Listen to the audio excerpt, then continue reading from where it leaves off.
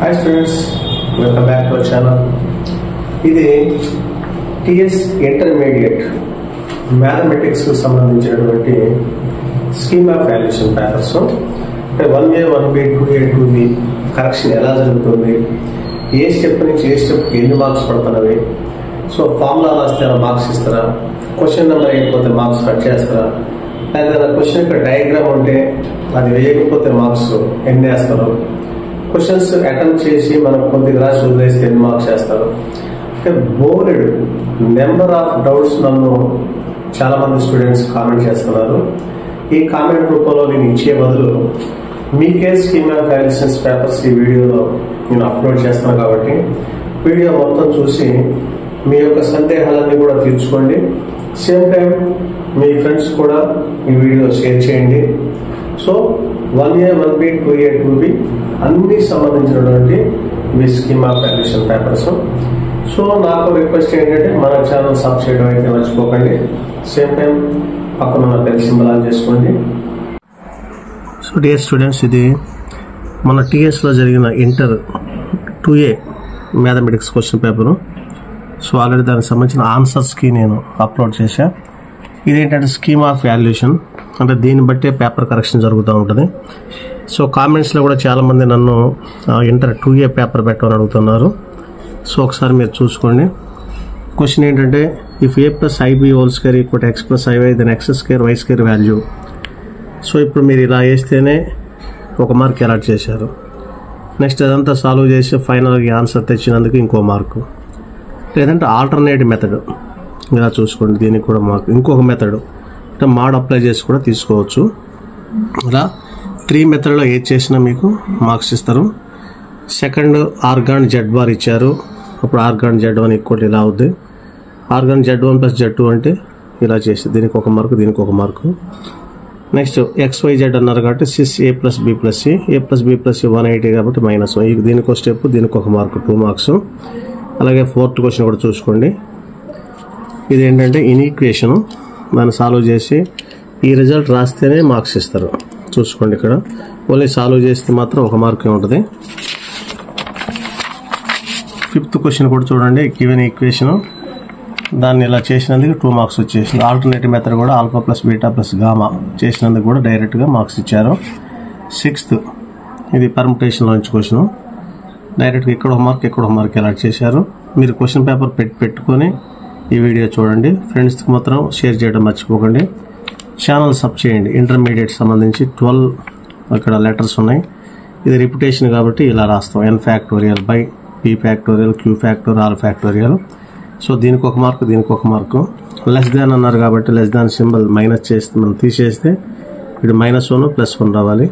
Next 4/3 3/4 రాస్తాం. చూసుకోండి, ఇక్కడ మార్క్, ఇక్కడ ఒక మార్కు.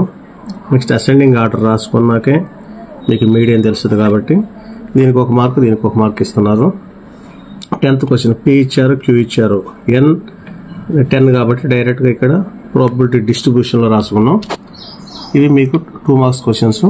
నెక్స్ట్ 11th క్వశ్చన్ వచ్చేసి ఒక్కొక్క మార్క్ ఇచ్చుకుంటే లేదు. చూసుకోండి, మీరు కూడా ఏబీ కనుక్కున్నందుకు BC CD DA ఒక్కొక్క మార్క్ ఎక్కడ ఇచ్చారో చూసి ఫైనల్ స్క్వేర్ రాసినందుకు ఒక మార్క్ ఇచ్చారు. నెక్స్ట్ X + 2 ఇక్కడ మీ క్రాస్ మల్టిప్లికేషన్ చేస్తే ఒక మార్క్ ఇచ్చి నెక్స్ట్ డెల్టా > 0 ఇప్పుడు ఇట్లా మార్కులు ఇచ్చుకుంటే వెళ్ళారు. ఒక్కొక్క మార్క్, ఒక్కొక్క మార్క్. ఫైనల్గా రేంజ్ రాస్తేనే మీకు ఒక మార్క్ వస్తుంది, అంటే 4 మార్క్స్ అప్పుడే పడతాయి. నెక్స్ట్ ఇక్కడ ర్యాంక్ కనుక్కునే క్వశ్చన్ చూసుకోండి. ఇక్కడ ఒక మార్కు, ఈ మొత్తం రాస్తే 2 మార్క్స్. ఫైనల్గా అన్ని యాడ్ చేస్తే ఇంకొక మార్కు. మీరు ఏది రాయిపోయినా మార్క్స్ అక్కడ కట్ చేస్తారు. మా ఫుల్ మార్క్స్ ఇవ్వడానికి ఛాన్స్ లేదు. చాలామంది కామెంట్ చేస్తున్నారు ఈ స్టెప్కి ఎన్ని, ఈ స్టెప్కి ఎన్ని అని. ఇక్కడ 14th క్వశ్చన్ కూడా 6, అలాగే అమెరికన్స్ 5 కాబట్టి ఈ స్టెప్ రాస్తే ఒక మార్కు. ఇట్లా ఒక్కొక్క మార్క్ ఇచ్చుకుంటూ వెళ్ళారు. 281 రాస్తే ఇంకొక మార్కు. నెక్స్ట్ పాల్సివ్ ఫ్రాక్షన్లో నుంచి ఈ స్టెప్ రాస్తే ఒక మార్కు. నెక్స్ట్ చూసుకోండి, ఒక్కొక్క స్టెప్ ABC కనుక్కొని ఫైనల్గా ఆన్సర్ రాస్తే ఇంకొక మార్కు. 16th క్వశ్చన్ కూడా డైరెక్ట్గా ఒక్కొక్క మార్క్ ఇచ్చుకుంటూ వెళ్ళారు. ఒక్కోసారి 7 మార్క్స్ కూడా అడుగుతున్నారు ఈ క్వశ్చన్. 4 మార్క్స్లో లాస్ట్ క్వశ్చన్ 17th క్వశ్చన్ చూసుకోండి. P of E bar P of E complement కనుక్కున్నందుకు ఒక మార్కు.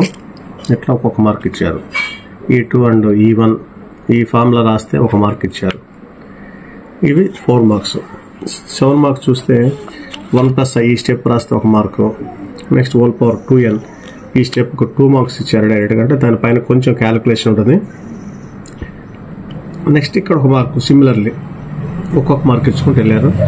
ఫైనల్ రిజల్ట్స్కి 2 మార్క్స్ ఇచ్చారు. 19th క్వశ్చన్ కూడా చూసుకోండి, ఈ మెథడ్ చేసుకోవచ్చు, ఇంకో మెథడ్ కూడా చేయొచ్చు. చాలామంది అయితే ఈ మెథడే చేస్తున్నారు.